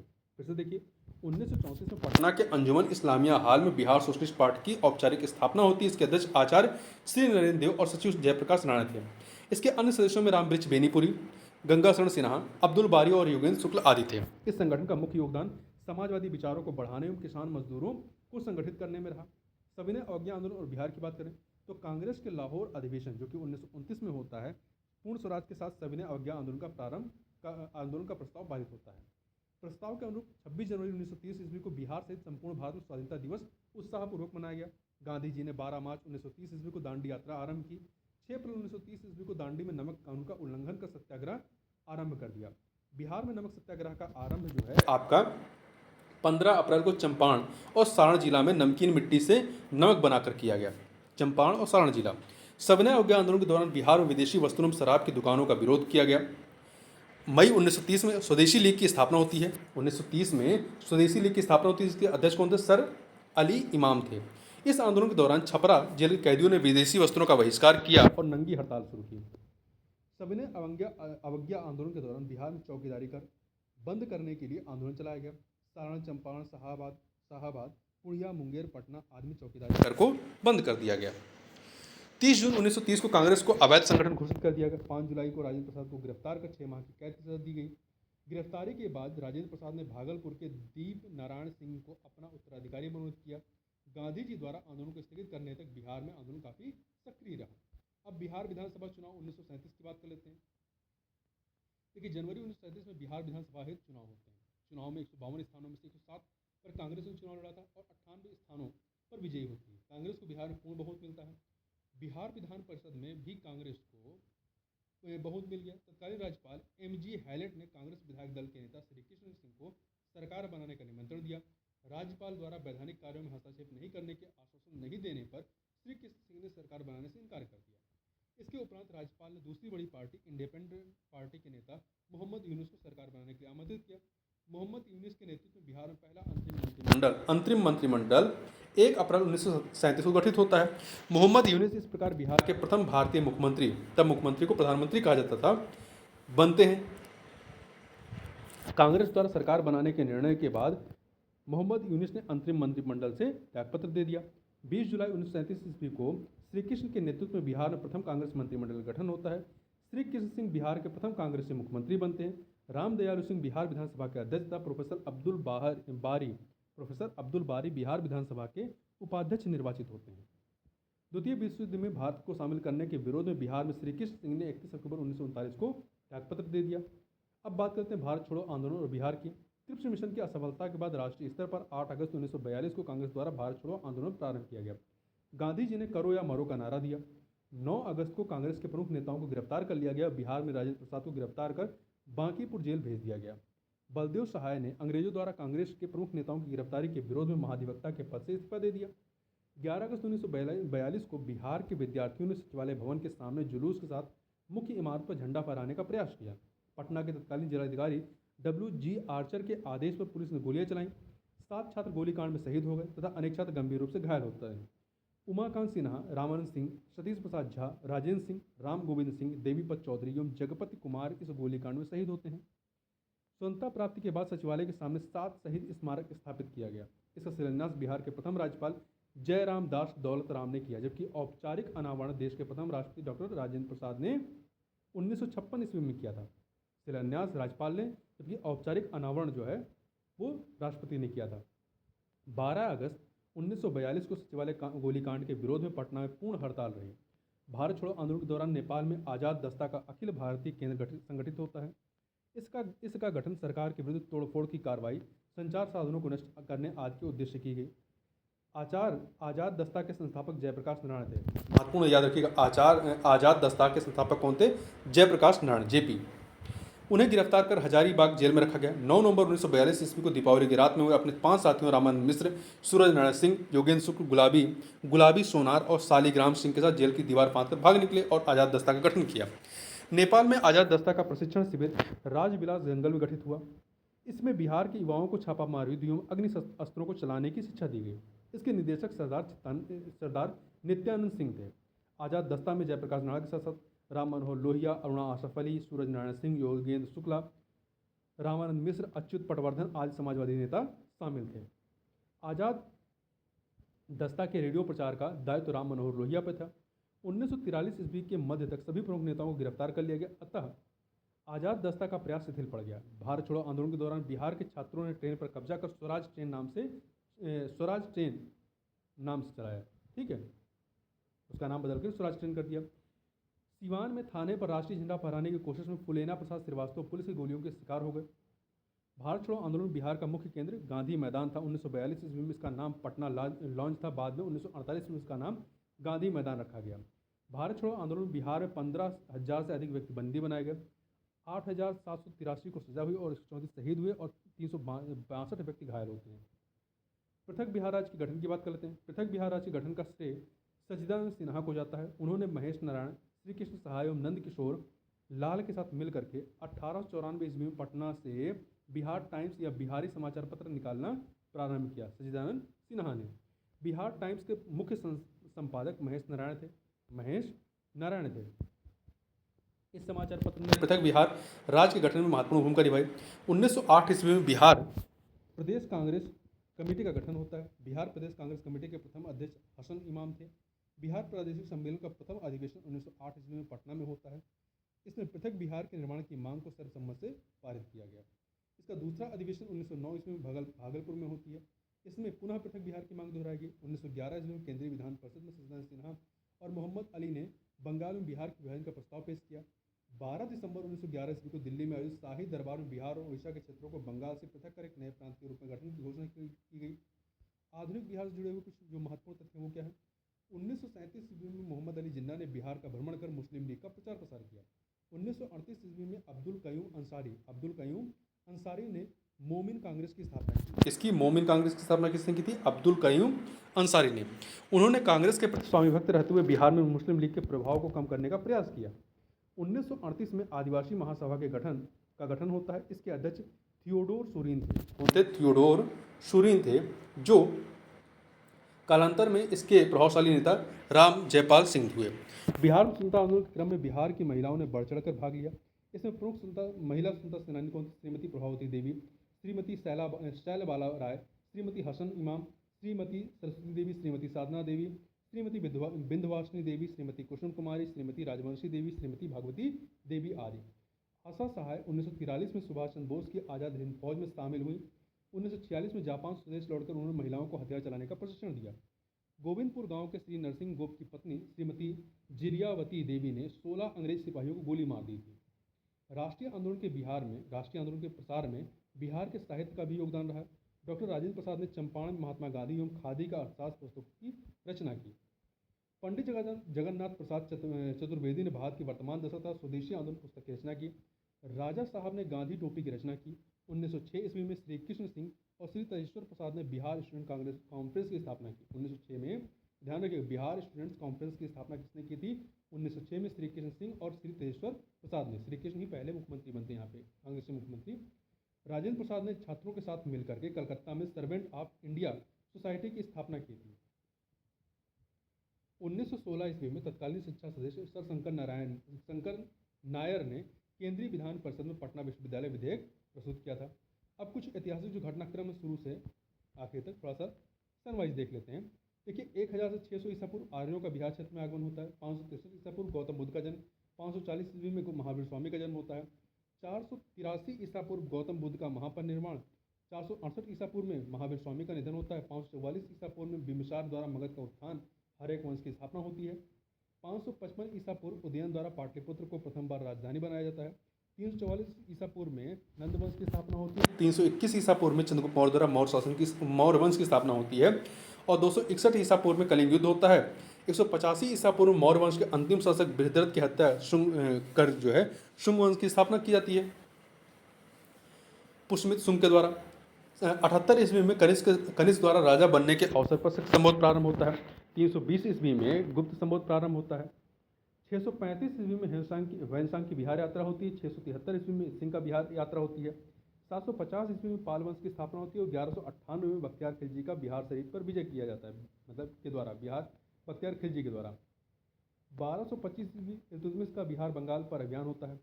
1324 से 25 में गयासुद्दीन तुगलक का बिहार अभियान होता है। 1359-60 में फिरोज शाह तुगलक का बिहार अभियान होता है। 1504 ईस्वी में सिकंदर लोदी का बिहार अभियान होता है। 1529 बाबर द्वारा नुहानियों पर विजय होती है। 1532 हुमायूं का नुहानियों पर विजय होती है। 1534 में सूरजगढ़ की लड़ाई शेरशाह की जीत होती है। 1539 में चौसा युद्ध में शेरशाह की जीत होती है। 1540 में कन्नौज युद्ध में शेरशाह की जीत और सूर्यवंश की स्थापना होती है दिल्ली में। 1541 ईस्वी में शेरशाह द्वारा पटना का पुनर्निर्माण होता है। 1545 में सासाराम में शेरशाह के मकबरे का निर्माण होता है।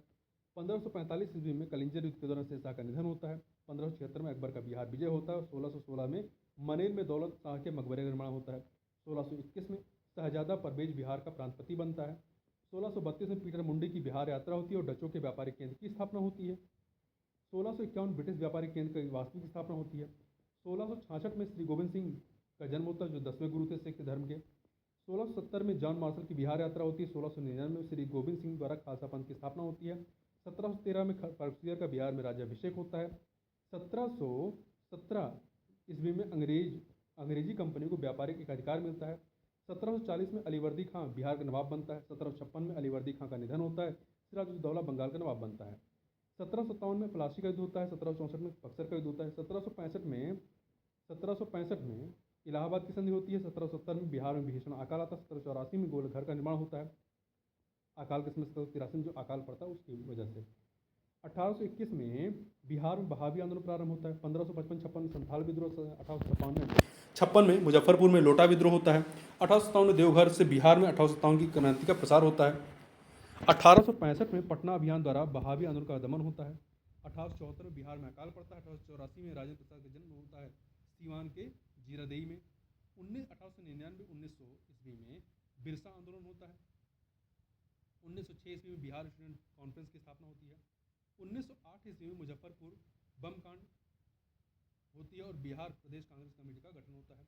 1911 में पृथक बिहार प्रांत बनने की घोषणा होती है। 1912 में पृथक बिहार प्रांत का गठन हो जाता है।